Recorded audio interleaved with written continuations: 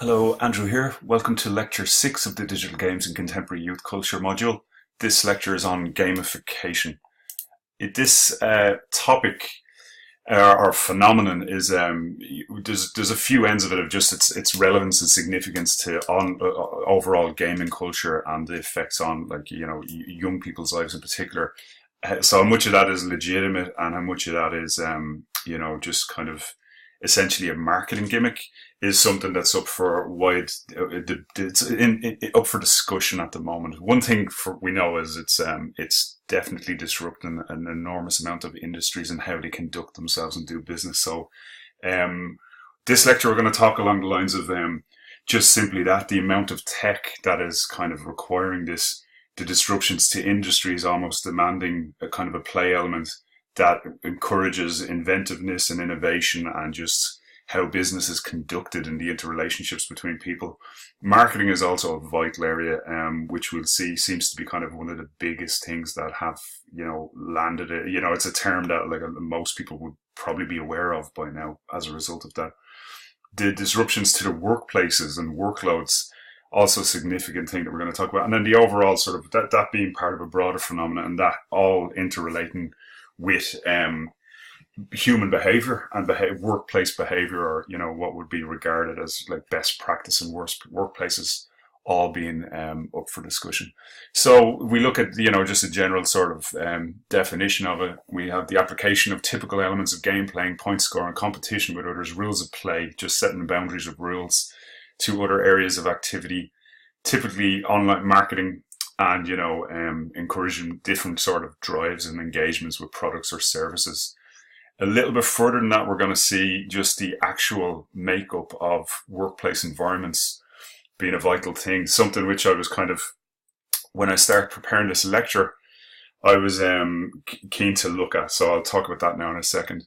Just a recap of where we've come since the first lecture, and I put forward the idea of gamification, also extending apart as how politics appear to be conducted now.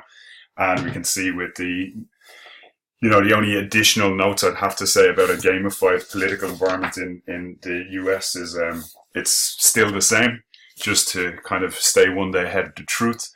And then also keep yourself as far away from the past as possible seems to be the only other game mechanic, unless it's fossil fuels, that seems to be going on there. So just to note on that. So something we haven't really spoken about yet is the Internet 2.0 or the Internet of Things, and how formidable this is actually going to be into the future. And we can see every single sort of aspect of our lives essentially as being connected to or joined by the Internet of Things, and just the ubiquity of this alone is leading to an enormous amount of disruptions. And then in terms of heavy industry, looking at how to market, how to retain sales or push sales or any sort of drives, it's obviously something that no one's kind of taken their eyes off. So all of this, like the ubiquity of games and that sort of game environment and that playful adaptation of new cultures, has kind of driven gamification, I suppose. And it's, acting as a qualifier for games in one way and the relevance of games. But on the other side, what it's actually, is it picking and choosing aspects of gaming and game culture and gameplay and just kind of refitting it is the other issue. The other thing we look at just different types of embedded tech and how it's applying itself to human behavior, really. So, any number of apps or, even health devices like Fitbits and stuff like this, where, it's all performative, sort of aggregating a performance, and like the human who's using the app becoming some essentially like a novelty player with this type of app. So it's even gone as far as, insurance companies that can aggregate your performance of your car and give you like a more instantaneous flowing form of a quote for your insurance just based on your actual performance, be it in a car or whatever sort of, item you have insured like that. So that seems to be a big thing of this sort of instantaneous transference of like information. And then we see with learning and motivation when it comes to gamification in a work-related environment. Overall, like I said, it might be a case to, it's selling a bit of a dud, especially to younger people that, that it's kind of co-opting a lot of elements rather than being something legit about that. So, yeah, where I had kind of thought of something which is, similar in terms of the phenomenology that seems to be happening with this, or how it's permeating like industrial scale, corporate environments, and just at every sort of level of business. And there was an equivalent I had of like of Taylorism, which had happened before in the Industrial Revolution. So when I went researching that, I was putting this together, and then I found there's a really interesting paper, which this quote's taken from Taylorism 2.0. I've attached it to links there. And to me, it really kind of gives us a solid foundation to kind of look at how gamification is kind of manifesting itself, much like Taylorism as a concept and like scientific levels of management has done previously. So we can see how easy it is as a win-win for just some sort of light, easy kind of marketing ploy that can be applied to any product or business or service like that. And it has some sort of similar shorthand that people will be used to. So everyone loves to play games, whether it's something more intellectual, Trivial Pursuit, or collaborative, like charades.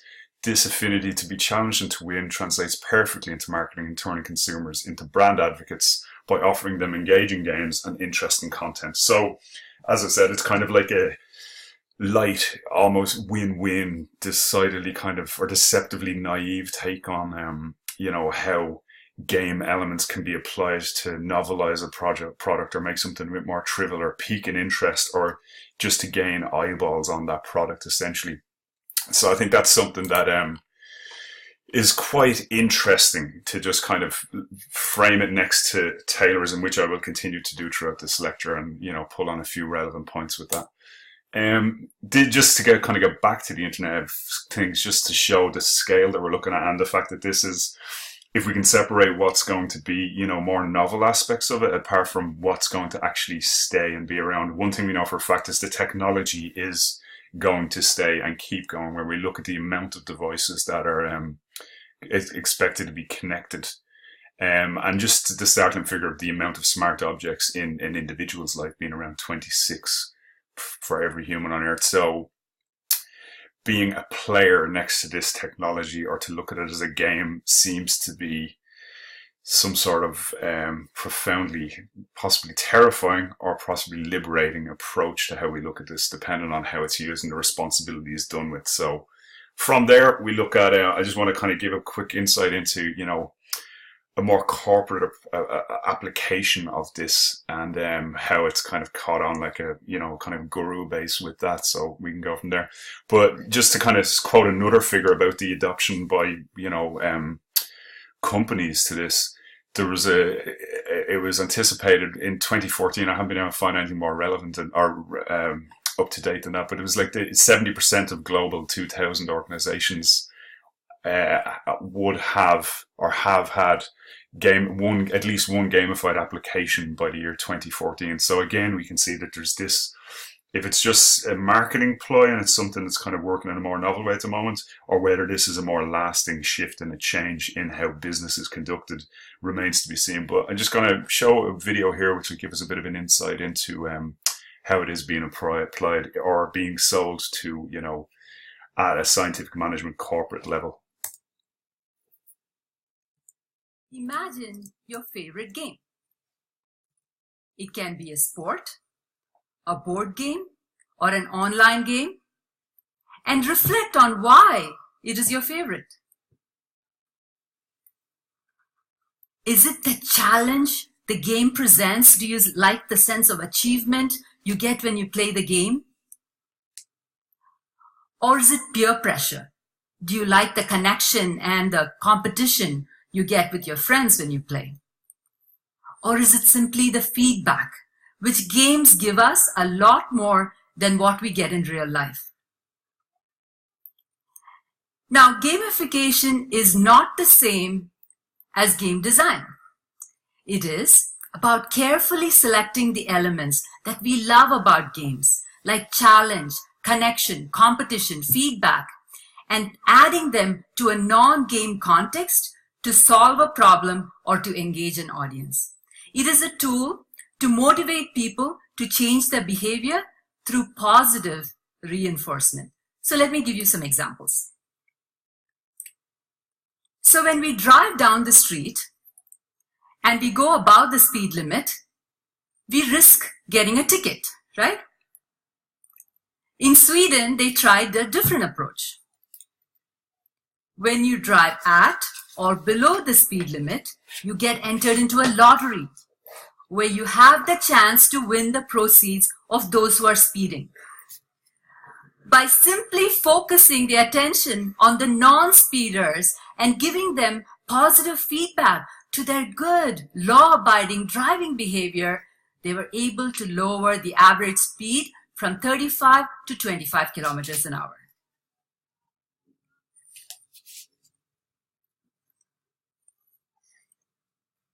We all know that fitness, exercise is good for us. But knowing something is good for us and actually doing it are two different things. Sometimes we use negative feedback like guilt to get ourselves to exercise. Now the game mechanics and fitness trackers like Fitbit or Apple Watch give us feedback on how we are doing, allow us to set a positive goal, which is very important. It connects us to a community of our friends who can cheer or taunt us to motivate us to reach our goals. Gamification is a standard feature in hybrid or electric cars today because these cars require the driver to change their normal driving behavior to minimize the fuel consumption. So car manufacturers are using game-based techniques, game mechanics, to give feedback to the driver on how they're doing. Some manufacturers like Nissan Leaf are connecting the driver to a community of other Leaf drivers to see the regional ranking or the number of trees they have saved. So my husband, he drives a hybrid car and he is in intense competition with a group of his friends to see who can go the farthest on 1 gallon of gas. And he doesn't want me to drive his car because he's afraid that I might lower his numbers. So these are ways in which businesses are using game-based techniques to connect and engage their customers externally. But businesses are also using similar techniques to engage and motivate their employees. So you may ask, I do serious work. How can play and work mix? Yeah? Well, if you ask that question, you reveal your assumption that the opposite of play is work. Research does not support this assumption. According to Brian Sutton Smith, a play theorist, the opposite of play is not work, but depression. Human beings love to work, human beings love to play, and gamification just gives us an opportunity to combine the two. This notion that play and work are opposite of one another is a legacy of the industrial age, where we clocked into work and we clocked out to play. Our workplaces have changed significantly since then. We have transitioned to the information age, and we are now at what Dan Pink calls the conceptual age. The expectations on us as employees has changed as well. In the industrial age, we may be told precisely what to do, how to do it, and just expected to execute efficiently. Now, we're expected to bring our creativity and entrepreneurial spirit to work and help our businesses innovate, because that's what constitutes success today. So to be successful as an employee in this new reality, we have to be engaged in the mission of the company and make good decisions every day to further this mission. At a time when the need for employee engagement is at an all-time high, the numbers tell a different and sobering story. According to the Gallup Employee Engagement Survey of 2013, 13% of employees are engaged at work. That means they are psychologically committed to the goals of the organization and willing to make a positive contribution. Bulk of employees, 63%, are not engaged. That means they are unmotivated and unwilling to make a contribution. And worst of all, 24% are actively disengaged. They are unhappy, unproductive, and liable to spread their negativity. Business leaders are taking a look at these alarming numbers and are willing to try new ways to engage and motivate their employees. And gamification just offers us a new way by questioning our assumptions of work and play. Okay, so kind of throws up a few really interesting points there, but also there's a lot of assumption built into that the assumption being that the rules of the game are legitimate and acceptable, are accepted. We look at like workplace morale or people being engaged or essentially, included. Where that picks up on workers' rights or union relations or anything like that is kind of disregarded essentially by this approach to things, that it's, the corporate, it's the businesses and workplace environments duty to make their employees happy. Yet there's, it being the rules of the game being set within rather than, attaching itself to anything else. So that's one aspect of it. The other is just the bottom line qualifiers of this for business that, if you can cut down on using gamified environments for learning or e-learning, you're cutting down on an enormous amount of costs essentially there for training new employees or just upskilling employees. Likewise with, having a competitive rewards-based environment where that speaks for itself and, is kind of like a massive drive for competitive nature within business. Also, as a means of, be it away days and stuff, which I'll discuss in a while, of just using something more novel or trivial to kind of allay or offset potential worker disputes or anything that, might be regarded as like a negative knock-on productivity, essentially. All these things, really kind of do add up to something in one sense of it making sense to be this sort of like win-win for businesses to look into this. How that's all kind of come about is a bit roundabout potentially. We look at like the use of a PC in an office environment, and you go back to, Microsoft's original sort of Windows applications and stuff, which would have been, used at first essentially.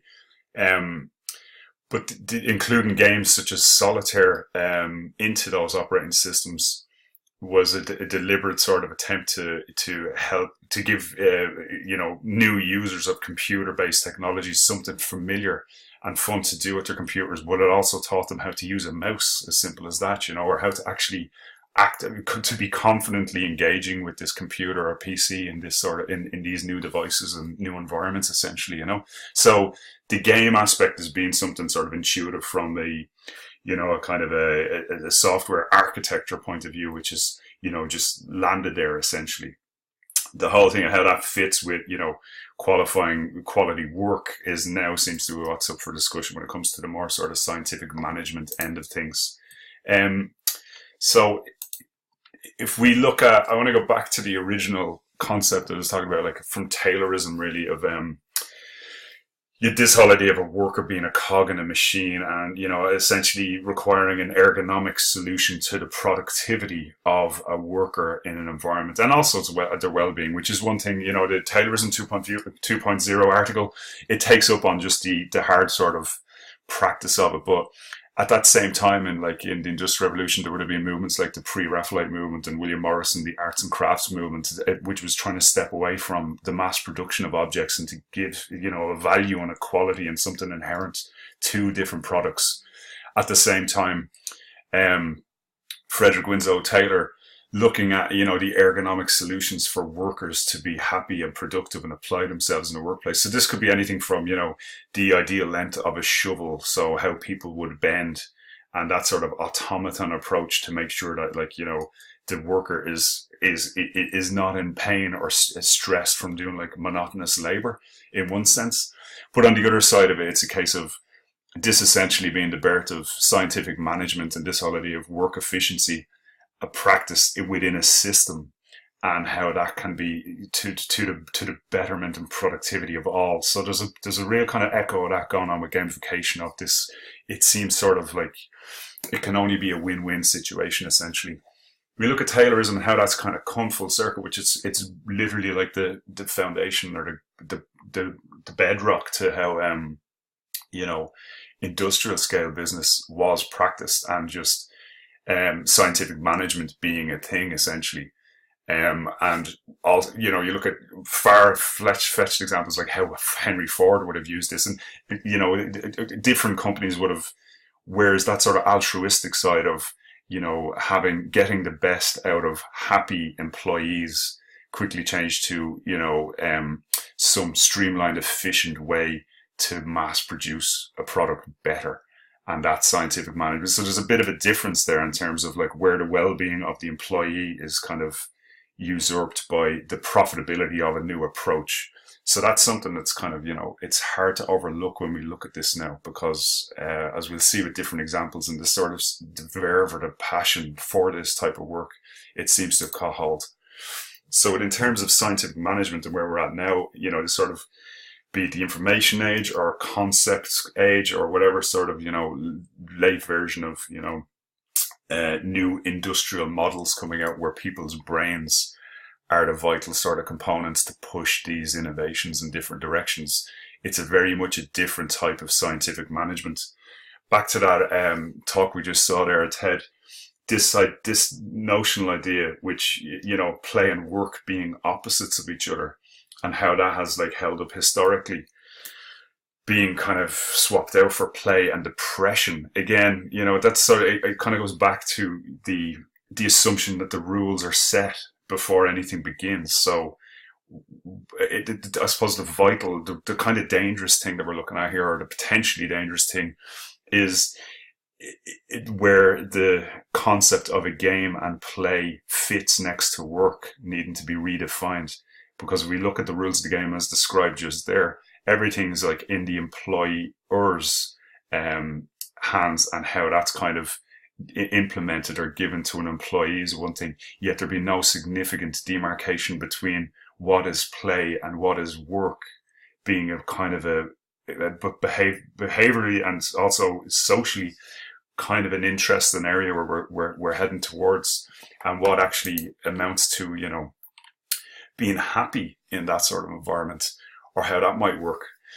In a real sense, you know, we could look at all that stuff if we look at like a gamified environment and this sort of, you know, different types of novelty naive, politically correct even sort of games, and how the structures and the boundaries are set on that, being counterintuitive next to games where it's about a challenge and about the difficulty, and the fun part being how far out you can go towards the edges.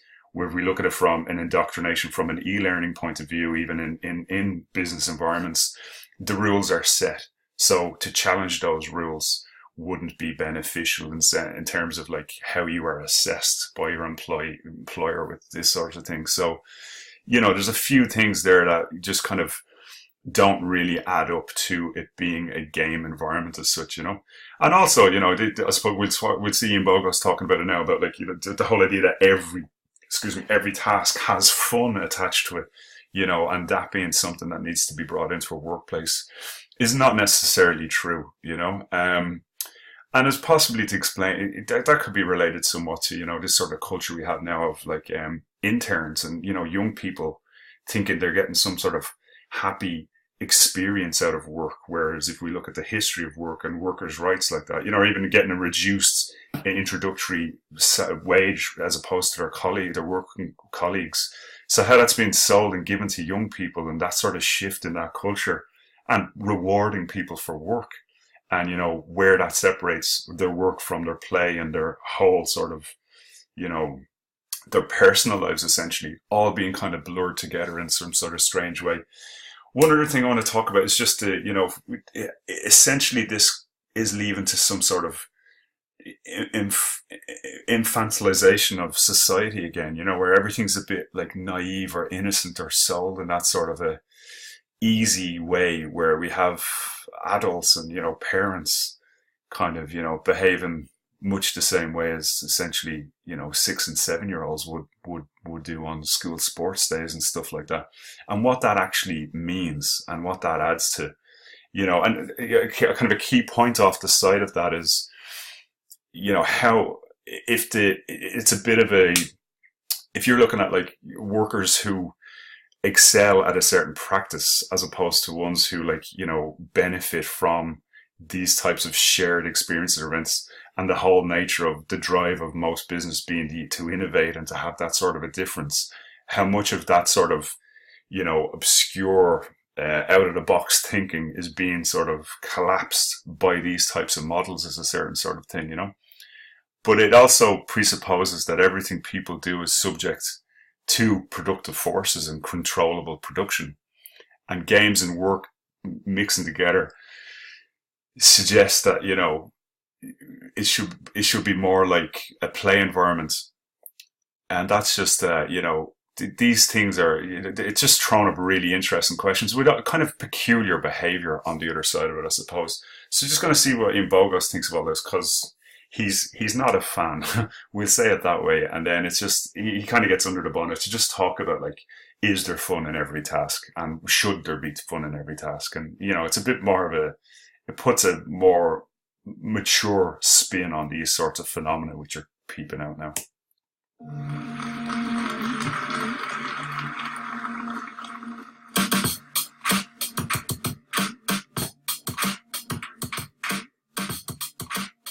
These days, it seems like we want to have fun all the time. Everyone has a plan for making work fun, making learning fun, making laundry fun. And it's become so common and so cloying. It's almost enough to make you want to swear off fun forever.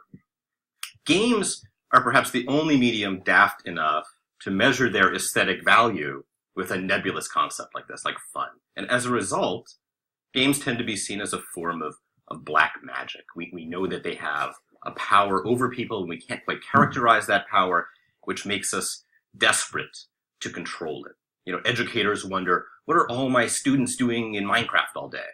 And parents wonder, why can my kid lead a World of Warcraft guild but can't finish his homework?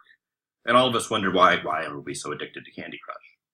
And we tend to think that games are powerful because they deliver this payload of fun. We think we want to have fun everywhere. But what does it mean to make something fun? Do we even know what it means? If you wanted to design a fun toaster or a fun tasting menu or a fun conference talk, how would you go about it? We've misunderstood fun to mean something like enjoyment without effort. And that's why every activity now has someone trying to gamify it, as the consultants keep saying, to make it fun, to turn it into a delightful morsel of sugar in your mouth. And in fact, it's with that morsel of sugar that many of us first learned about how games supposedly make things fun, thanks to that great philosopher of fun, Mary Poppins. So if you remember how the mystical Victorian nanny assures the bank's children, she says, a spoonful of sugar helps the medicine go down. And this song rehearses our understanding of fun as enjoyment as opposed to misery. Essentially what Mary Poppins is suggesting is covering over drudgery, just as the Robin's song supposedly hides the boredom of nest building or something, and the Poppins song hides the boredom of cleanup.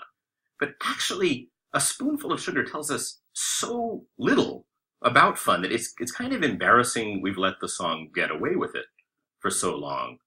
In every job that must be done, there is an element of fun. You find the fun and snap, the job's a game. So that sounds great, right? But just try to follow this advice, I dare you. If an element of fun is hidden in every job, then how do you find it? Where do you look? By what process does the job become a game? Do I just snap? Is that it? Do I need to hire my own supernatural nanny? A spoonful of sugar turns out to tell us what we already know. It's just a tautology. A job seems more fun if it seems more fun. Mary Poppins was selling snake oil, it turns out. Games and fun are connected not because games are intrinsically enjoyable, but games are fun because they are experiences we encounter through play. And play is the act of manipulating something that doesn't dictate all of its capacities, but that does limit many of them. So Minecraft asks you to survive in a world made of these inhospitable cubes that you can use as resources. And Candy Crush asks you to solve puzzles given a limited supply of powers. And play, it turns out, isn't limited to games at all. It's everywhere. It's in anything we can operate. A mechanism like a steering wheel has some play built in, room through which the steering shaft moves to turn the pinion. Play isn't an act of diversion, but a name for making something work, for interacting with its materials. And that's why we also say that we play an instrument or a sport. There's an old aphorism about golf that calls it a good walk spoiled. And it's meant as a joke, of course, but it underscores something fundamental.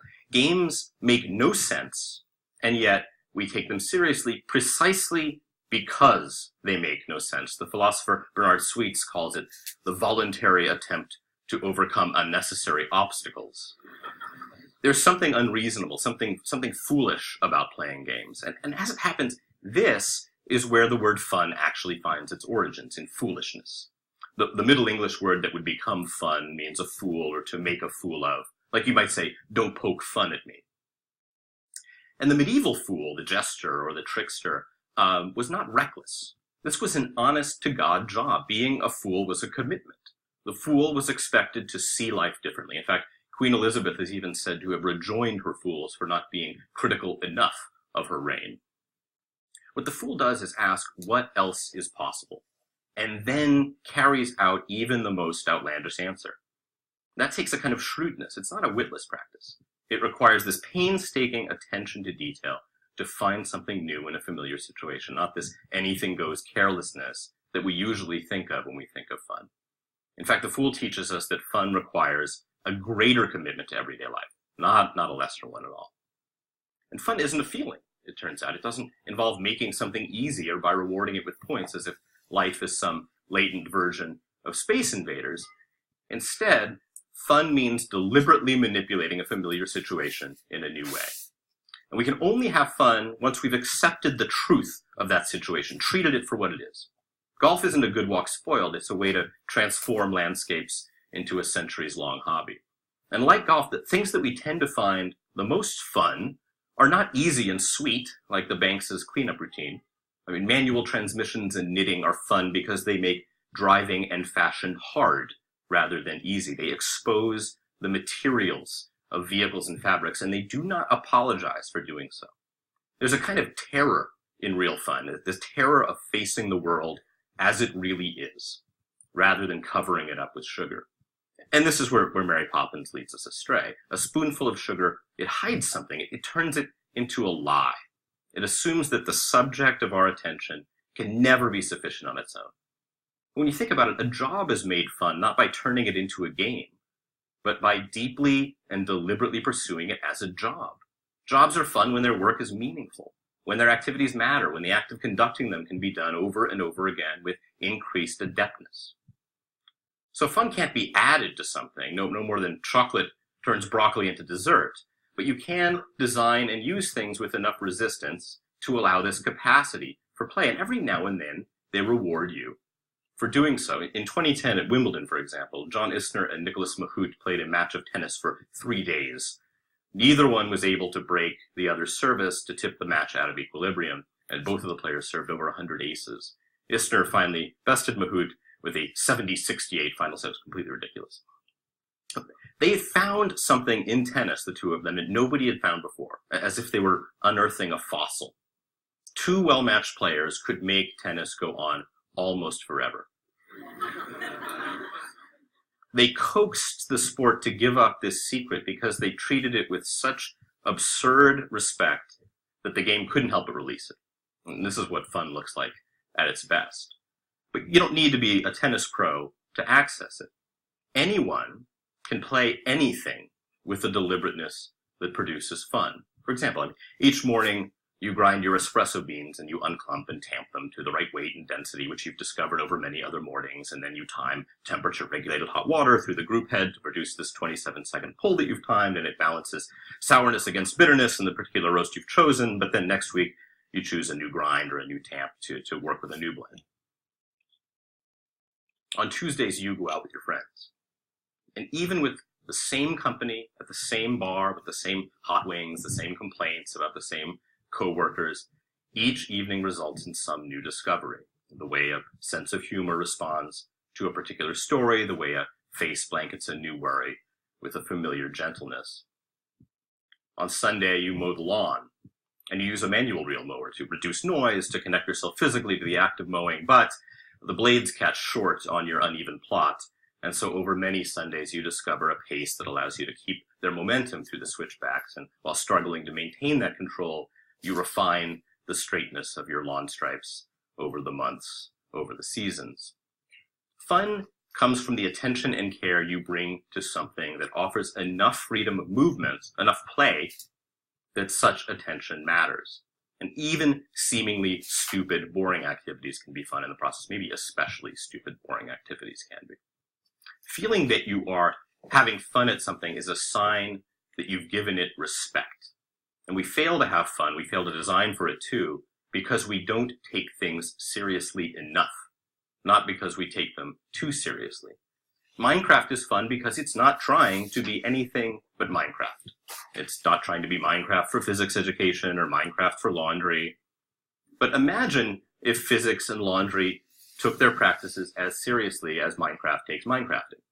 Imagine if all the people trying to add fun to their products and services redoubled their commitment to the experience of using them instead. And that's how you design fun, by treating the thing you are making or doing as exactly what it is. Fun isn't a kind of pleasure, at least it's not a direct kind of pleasure. Fun is giving respect to something that doesn't deserve it, becoming infatuated with something for which infatuation seems impossible, just by working it carefully and deliberately over time in the hopes that it might someday blush before you and reveal its secrets. Thank you.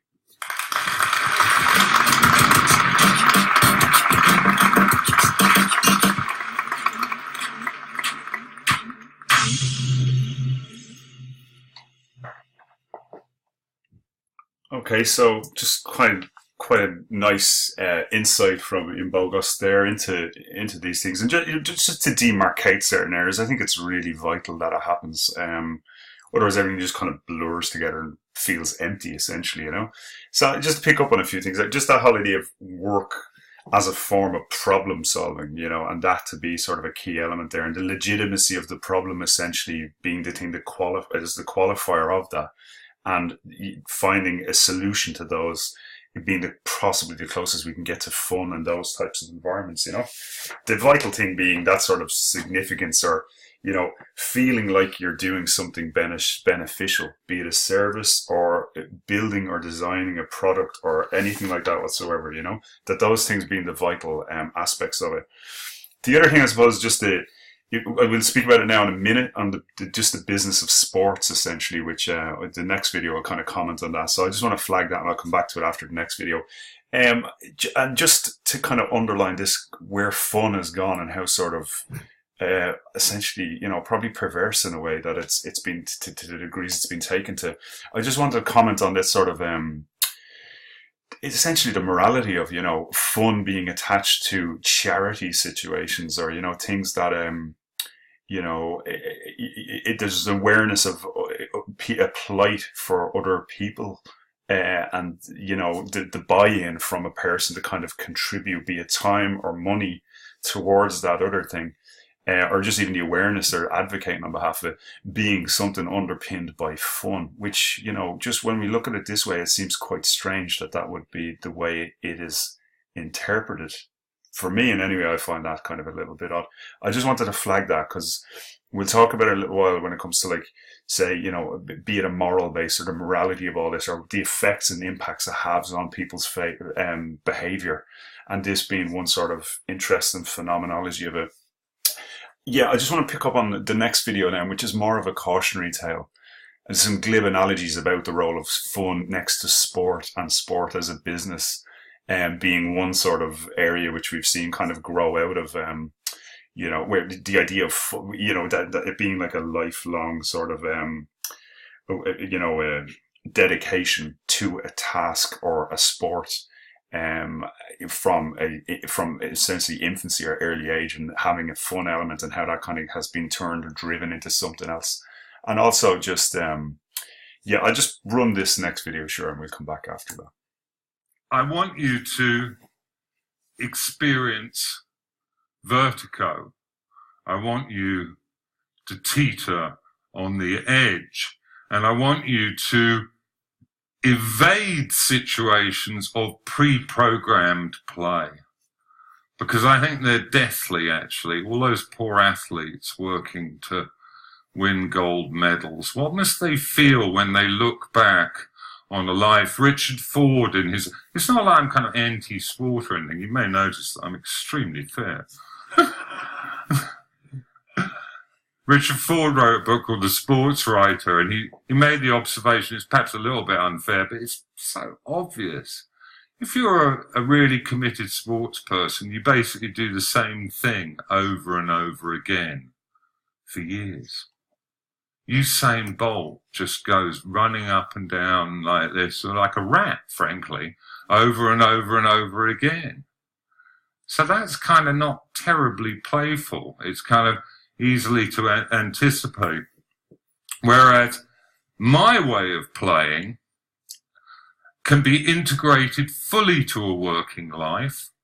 My way of playing doesn't mean that you need to resile from the digital world at all.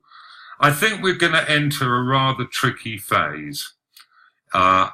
I think it is going to be difficult for humans in the future to feel this sense of empowerment, to feel this sense of radical subjectivity. And I think the tools that we need, paradoxically, are not tools.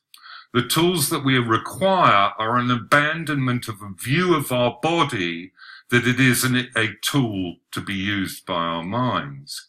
And the kind of playfulness I'm talking about involves a blurring of that mind-body distinction. The price is high, I acknowledge. You have to abandon the idea of the importance of your individuality. You have to have a great openness to the idea of your transience in this world. You know, the Aztecs had a philosophy that was wholly based on ephemerality, and the highest objective for an Aztec warrior was to have what was called a flowery death. The floweriness of the death was an acknowledgement of its ephemerality. And it seems to me that in line with the way GPS takes industrial time and space and completely fuses it with the human cerebellum, is a sense that eternity is available to us in a permanent now, because that's what the web presents us with. All information has a planar quality, all readily accessible at the same time. But that's meaningless. You aren't going to live forever. Every single person in this room is going to die. I always like the heading on the headline on the US satire mag, The Onion. World death rate holds steady at 100%. Though actually I spoke to a group of GPs for an NHS thing about a year ago, and I came out with that line, and a horrible bum fluffy doctor at the back stuck his hand up and said, actually that's not strictly true, because you haven't taken into account all the people who are alive at the moment who might not die. And that was a GP. And actually I think that slightly does describe the kind of derangement of our culture. We've taken our ability to present ourselves electronically and digitally with a permanent now and arrogated that to our idea of heaven. If we're on the left, we've arrogated it to our idea of the communist utopia, and we think we're going to play there. But we're not going to be playing there. We're only going to be playing Candy Crush. Candy Crush. Okay. So, yeah, I just thought that was worth watching just to... He kind of speaks to the more existentialist side of all this, and the real vital part of the impact this all has on humans and our kind of take on these things, and how much we want to, we want to be controlled by these new technologies and these new phenomena, as opposed to inputting ourselves into these environments. And kind of redefining or having the freedom to personally define what is play and what is fun. It's one thing when you're in a computer game and you buy a product and it's made by designers whose sole objective is for you to have that flow experience in a game. It's quite another when this is like a precursor or prerequisites to, you know, securing a job, or to, you know, complying with sort of, or, you know, be persuaded by a product, essentially, you know, to be purchased.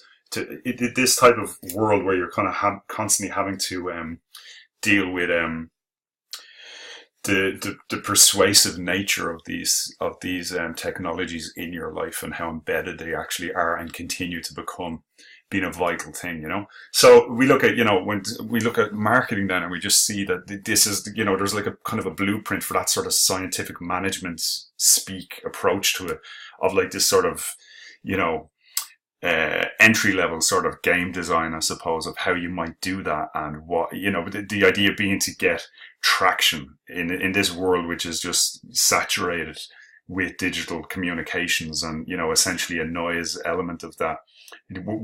How do you manage to get the peaks, be it something that might be trend or go viral, or something that pops out above the parapet of everything else, and how you can kind of retain that.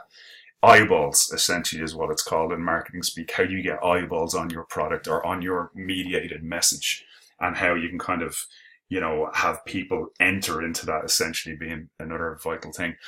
I just want to go through some of the you know, this is all pretty straightforward, of different sort of mechanics that might lead to such a thing. But I just want to flip it on its head and look at marketing and the drive coming off marketing of like how to communicate to people, because it does dig down into this somewhat further and show that like the naivety being somewhat deceptive, and it's something a bit much more sophisticated, possibly at play with, you know, how defining this is to cultures and societies that we live in now.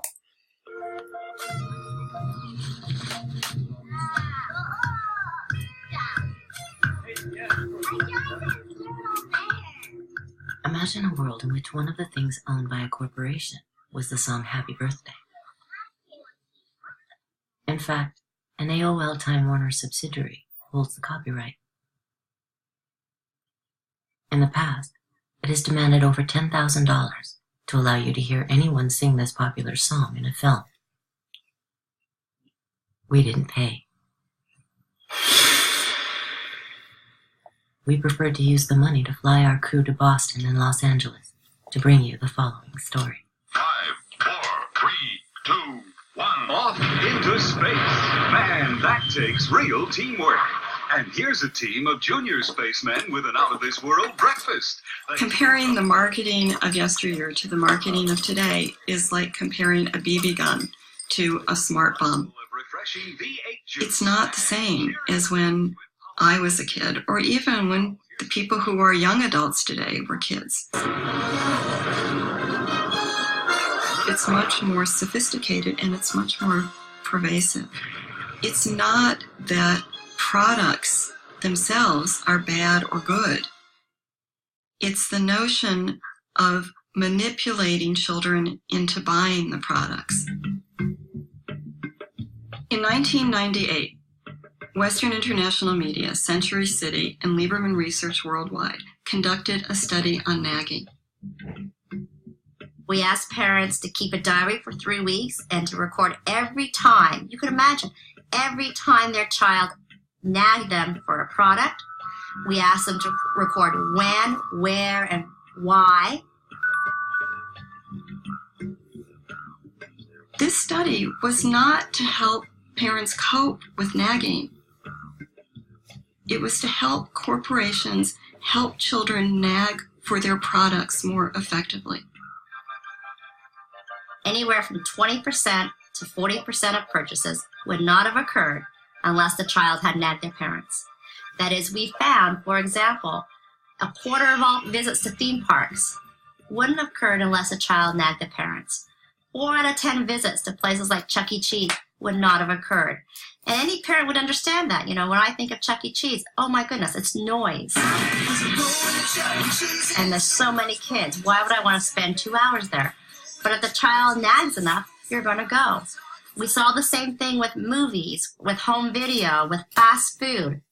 We do have to break through this barrier where they do tell us, or they say they don't like it when their kids nag. Well, that's just a general attitude that they possess. It doesn't mean that they necessarily act upon it 100% of the time. You can manipulate consumers into wanting and therefore buying your products. It's a game. Children are not little adults. Their minds aren't developed. And what's happening is that marketers are playing to their developmental vulnerabilities. The advertising that children are exposed to today is honed by psychologists. It's enhanced by media technology that nobody ever thought was possible. The more insight you have about the consumer, the more creative you'll be in your communication strategies. So if that takes a psychologist, yeah, we want one of those on staff. I'm not saying that it's wrong to make things for children. You know, and I also think it's important to distinguish between psychologists who work on products for children, who help toy corporations make toys that are developmentally appropriate. I think that's great. That's different from selling the toys directly to the children. The initiative is huge. I think in the U.S. we place about $12 billion of media time. So we'll put it on TV, we'll put it in print, we'll put it in outdoor, we'll buy radio time. So we're the biggest buyers of advertising time and space in the U.S. and in the world. One family cannot combat an industry that spends $12 billion a year trying to get their children. They can't do it.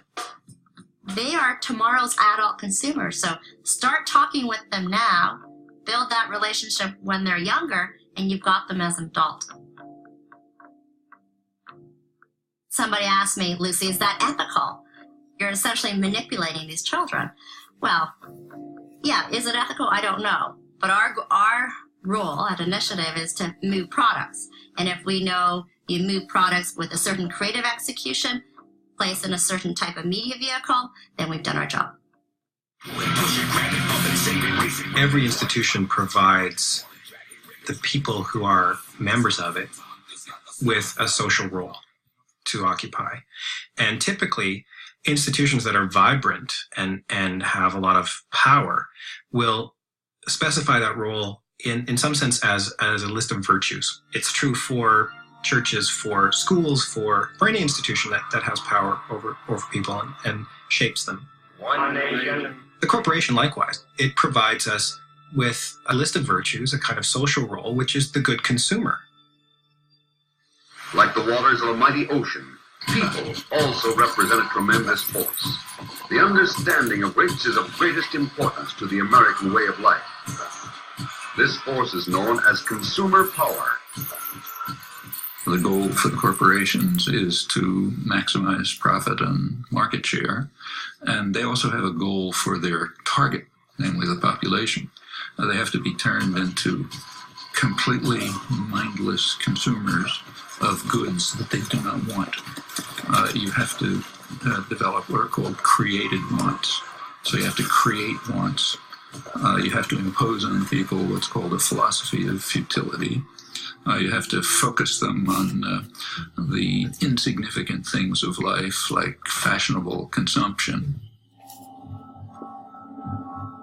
I'm just basically quoting business literature, and it makes perfect sense. The ideal is to have individuals who are totally dissociated from one another, whose conception of themselves, the sense of value, is just how many created wants can I satisfy. These people are customers because they are willing to trade money for widgets. And all the customers take their widgets home to all parts of the country. Look at all that money the widget builder has taken in from the sale of his widgets. We have huge industries, public relations industries, monstrous industry, advertising and so on, which are designed from infancy to try to mold people into this desired pattern. We saw Tiger Woods on TV with a hat with a Nike logo on it, and we figured, he probably gets like millions of dollars just to wear the hat on a press conference. and therefore we figured we could do that for someone else and hopefully get money in turn so we can go to school. And that's how we came up with being corporately sponsored. We made our sponsor announcement on today's show on June 18th. We're thrilled to be sponsored by First USA. We're thrilled to be working with First USA as our corporate sponsor, and they're covering our college tuition. Found First USA as our sponsor, and we're proud to be working with them. Our sponsor is First USA, so we were really thrilled to announce First USA as our sponsor. We're thrilled to be working with First USA. And so we give First USA a good name in the media and include them in our news stories, and then through there they get as much advertising as we can give them. They'll be conforming not to the wishes of demanding parents, but to the wishes of an image-conscious corporation. They're not just out there for the money, and they want to work with us and be our friends and let us help them, help us, and vice versa. We became walking billboards to pay for our college tuition. Cool Site of the Day picked us as Cool Site, and Yahoo picked us, and we were in USA Today. When we did our photo shoot for People magazine, this is where we stood, up on top. We stood up here and we smiled. We smiled and took the picture. Our parents had war stories and stuff to tell us, but we have our corporate sponsor story. Exactly. I mean, I have a lot of faith in the corporate world because it's always going to be there, so you may as well have faith in it, because if you don't, then that's just not good. Okay, so quite a lot covered in there just to see how sophisticated and targeted essentially a lot of this is. You know, I'm mindful that that's from the corporation, which is 2007, and the world has changed dramatically in terms of different outlets or how the world is mediated since then. So just to bring all the, there's other concepts since, like the stealth advertising being something that just kind of bypasses every sort of sense and speaks directly to the infant, basically trying to make a young child or infants the key decision makers, which, it's reportedly this is the case now, where they're the main consumer decision makers within households. So that kind of speaks to the whole infantilization of society even more so. So we look at, this is just an image it could be from any car advertisement that we see, where the person who the car has been sold to is sitting in the back seat in a baby chair there, and it's this, something that looks deceptively naive. I've had this qualified to me by marketing experts on another project I was doing many years back. That being this, a stealth element of speaking directly to infants and small children who are the key decision makers, and that extending as far as purchasing yachts and things like this. So not just like small sort of cheap products really, but pretty much everything.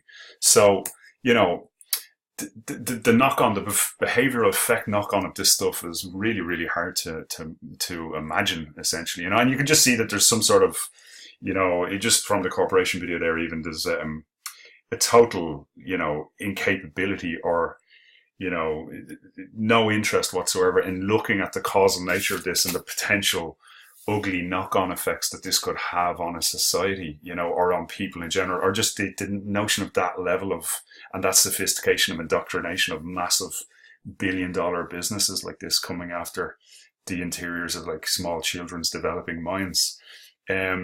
We mix that with the likes of the Taylorist world that we're looking at, or that sort of update on, how gamified the world is becoming.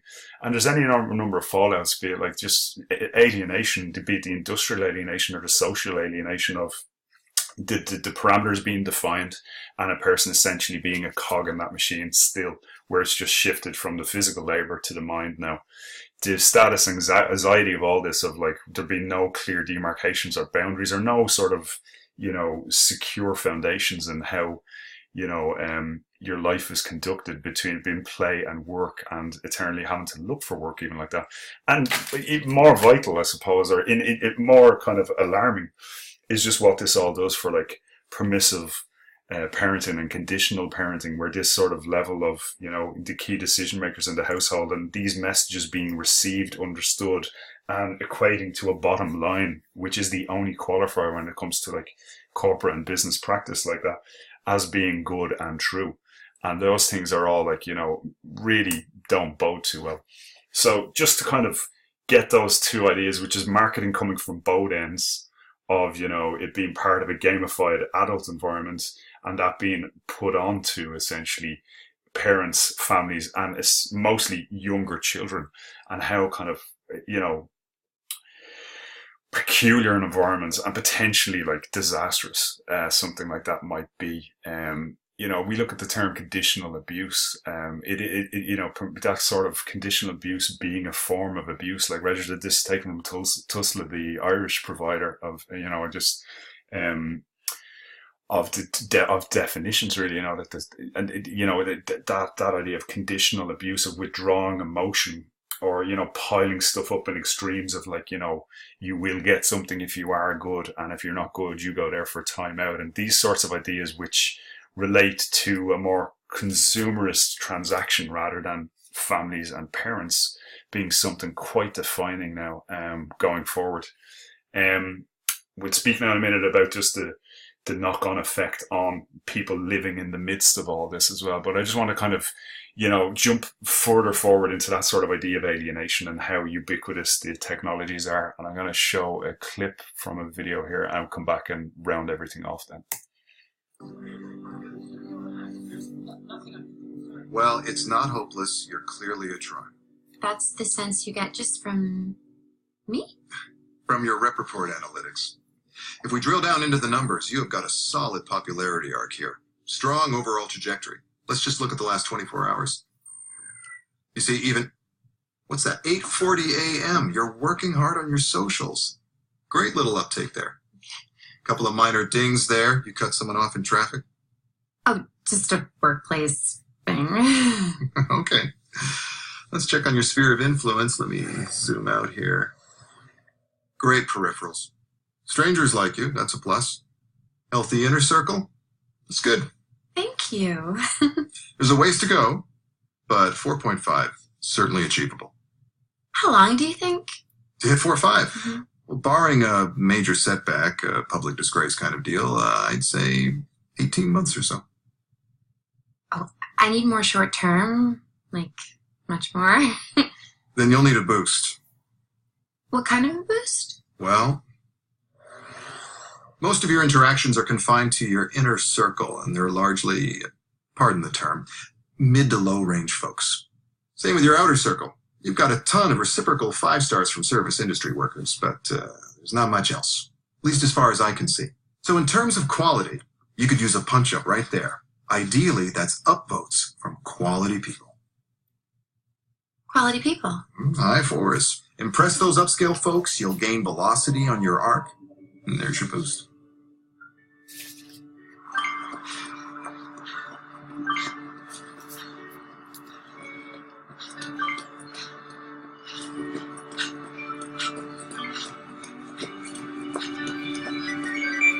Hi, JJ.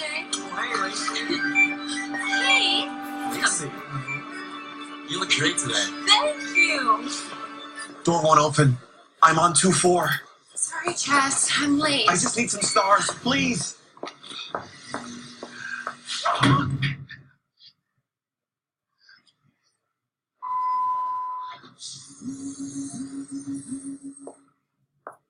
Oh, hi. Hi. How's it going at Blankman? Just great. Well, I bet you work good there. Thank you.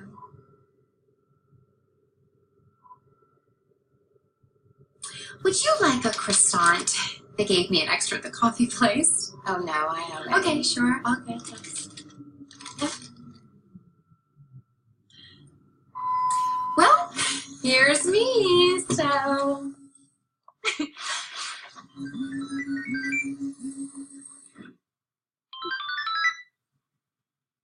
Don't try too hard. It's impossible to respect. High fours can smell it a mile off. You'd just be you. Authentic gestures, that's the key. That's time up. I'll catch you later. Oh, could I just ask...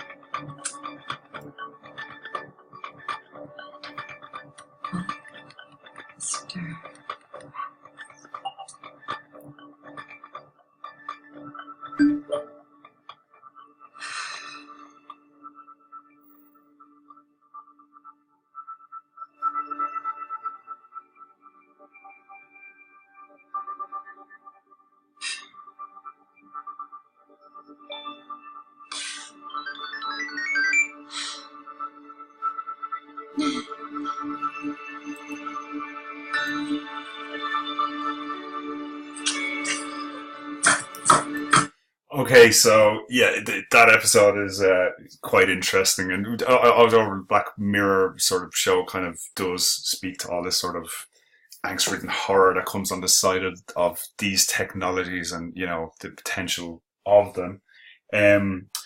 Just to pick up on a couple of things there, like that sort of, you know, the being qualified through, you know, some sort of, like exposure as a form of capital, essentially, in a media saturated world, and that, you know, that kind of application of peer pressure and social hegemony to the technologies. They're endlessly looking at a screen, waiting to be validated, being an utter horror, I suppose. And just again, the impact that has on behavior to be a vital thing. So it kicks it out there into, like, you know, some sort of possible future world, but, you know, it's definitely grounded in enough realities there to be kind of, you know, relevant. We look at recent examples of this sort of stuff, of the guy who, you know, wanted chicken nuggets from Wendy's and, you know, got some sort of gamified response for them, which is just a marketing, you know, kind of an easy, novel, intriguing sort of marketing gimmick in one sense, but also something with enough of a, you know, it's almost like a campaign that's been given by a user. Likewise, the other one, you know, the guy who traded a red paperclip on Craigslist for a house, and just those transactions back and forth, rather than being anything, you know, the phenomenon of them is like kind of base in one way, where the whole idea of a difficulty in a game environment being applied to these sorts of things, sharing economies being pulled into that, all that leading to like a mediating of messages for, you know, people as brands, or just full on brands as well, like that. So, you know, but it's all kind of gimmick in nature, I suppose. And, you know, it's the nature of marketing, and it's no real lasting sense of anything further than the novelty factor and being, you know, the first iteration of a good idea, or like a playful use of technologies like that, you know. So the efforts of really championing anything in that sort of, whether superficial and empty gestures, I suppose, potentially, you know, that's the word we inhabit with it. But, you know, it's kind of, the only interesting thing on the other side of that is the amount of buy-in from people to these things as curiosities. You know, there may be something in there. We'll speak about it later on. But, you know, the logical lead on from gamified business environments is the idea of playboard. And I've mentioned it before previously. I'm not going to set on it here, but I just wanted to kind of note that will be the next sort of branch off this, to just see the real physical manifestation of this, and the whole idea of ownership of rights, or ownership of innovation, and that sort of continued blending and meshing of what is a play environment and what is a work environment, and what that does to alienate an individual, essentially, and, you know, drive a lot of these marketing drives, I suppose, as opposed to it being a valid, vital next evolution of like how we conduct business and play. This is just one example of such, where we can see that the technology allowing, you know, bespoke, kind of like in an arts and crafts, William Morris movement sort of way, that, you know, people now have the capacity to just get online, customize their own shoe, and Nike will build that shoe just from this sort of gamified app environment where you can kind of play around with the designs and stuff like that. So it's that sort of transference of work into a play environment, is, you know, we can see how sophisticated it is and will continue to be. But from a consumer's point of view, you know, that's some, you know, it has the appearance of being, you know, somewhat liberating in a free play environment like that. And you can, you know, the customer's always right, essentially being taken to its like logical nth. Just to comment on that, really, you know, we'll speak about the playboard aspects of it later on. I suppose overall, you know, I just kind of go back here. I wanted to pick up on, you know, one idea of like that sort of, there's some element of starvation involved in all this, I suppose, where it's one unique thing and it's driving a marketing drive. So, you know, it's kind of like the Hunger Games, or, you know, it's this sort of idea of like, tune in for a hero and champion someone in the face of this sort of, you know, absolute impossible odds. So it's like hunger gamification is what I'm going to call it. That's what I wanted to say. I wrote down there and I thought I was being smart, so I wanted to say that. Okay, so next up we have the lecture on games for social change and global justice, and then we'll kind of come back to the Playboy side of it again. But yeah, that's pretty much where we're at. I hope you found all that very interesting. Please email me if you need any anything kind of clarified further, or if you have any questions about any of that, and speak to you very soon. Okay, thanks, bye.